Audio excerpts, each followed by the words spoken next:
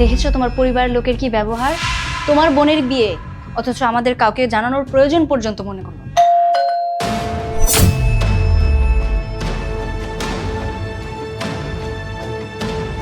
জি sir, আপনার পার্সেলটা।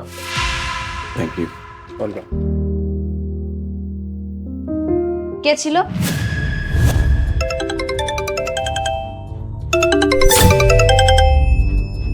Hello ভাইয়া, বিয়ের কার্ড পাঠিয়েছি, তুমি নিশ্চয় আসবে। আমি জানি তুমি বাবা মার উপর অনেক রাগ করে আছো, এখানে আমার কি দোষ বলো? ভাই যদি তার বোনের বিয়েতে না আসে তাহলে বোন কিভাবে খুশি থাকবে? ভাইয়া, তুমি কিন্তু আমার বিয়েতে নিশ্চয় আসবে। আলিফ, কে কল দিয়েছিল?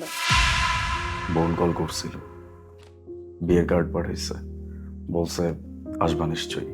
কোনো দরকার নেই ওই বিয়েতে যাওয়ার। তুমি কি ভুলে গেছো যে তোমার বাবা মা তোমাকে বাড়ি থেকে বের করে দিয়েছিল? ছেলের প্রতি যদি এত টান দরদ থাকতো না, তাহলে কুরিয়ারে করে বিয়ের কার্ড পাঠাতো না, ওনারা এসে তারপরে কার্ডটা দিয়ে যেত।